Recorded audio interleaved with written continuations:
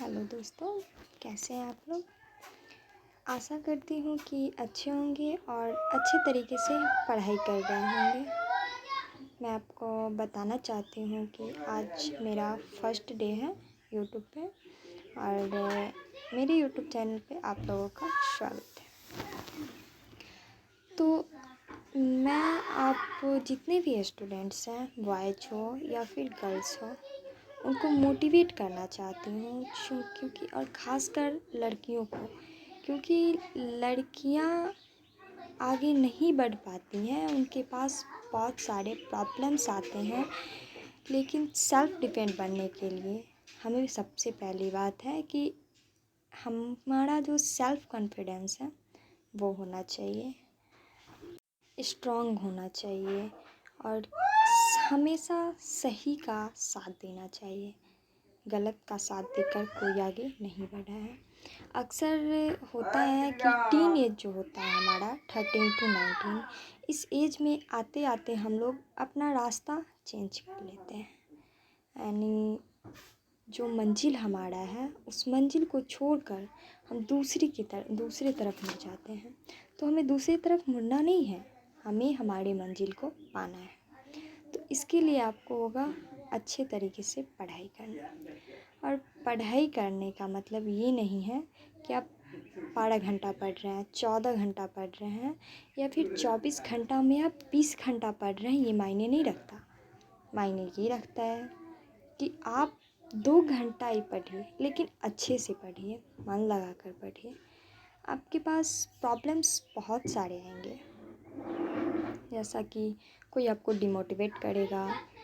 आप कुछ करना चाहते हैं तो लोग आपसे बोलेंगे कि ये तुमसे नहीं होगा, तुम ऐसा मत करो। तो प्लीज़ उनकी बातों पर ध्यान नहीं दीजिए।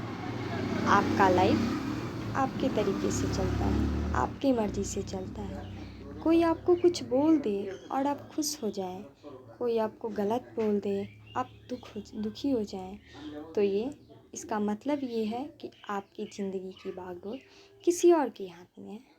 तो ऐसा नहीं करें, सेल्फ़ डिपेंडेंट बने, अपने गोल पर फोकस करें और आगे की तरफ बढ़े। कभी भी अपना रास्ता चेंज नहीं करें।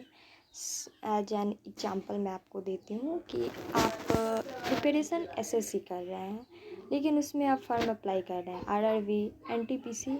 ये सब क्या है? दो नाव में कभी भी सवारी नहीं करें। अक्सर दो नाव में सवारी करने से होता क्या है ना कि हम कहीं के नहीं रह पाते हैं। ना आपका वो एसएससी निकल पाएगा, ना ही आपका ये आरआरबी निकल पाएगा। हमेशा फोकस किसी एक पे करें। फिर अक्सर स्टूडेंट से ये सुनने को मिलता है कि हम एग्ज़ाम का पैटर्न देखने के लिए एग्ज़ाम में बैठ रहे हैं। तो ये गलती भूल कर भी मत करें। आपके पास टाइम है, आप टाइम का इम्पोर्टेंस को समझिए और टाइम का यूज कीजिए। एग्ज़ाम का पैटर्न देखने के लिए एग्ज़ाम देने की ज़रूरत नहीं है। आप प्रीवियस ईयर क्वेश्चन बैंक तो बना ही रही हैं, तो आप क्वेश्चन बैंक को उसी लिमिट टाइम में सॉल्व कीजिए।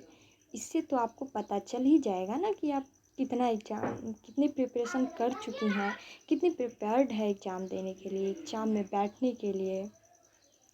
तो आप वहाँ देखिए, फोकस आप वहाँ कीजिए, ना कि एग्ज़ाम का पैटर्न देखने के लिए आप एग्ज़ाम देने जाइए। अक्सर यही होता है कि लोग एग्ज़ाम के पैटर्न देखने एग्ज़ाम जाते हैं देने, तो ये गलत है। मैं इसके सख्त खिलाफ़ हूँ।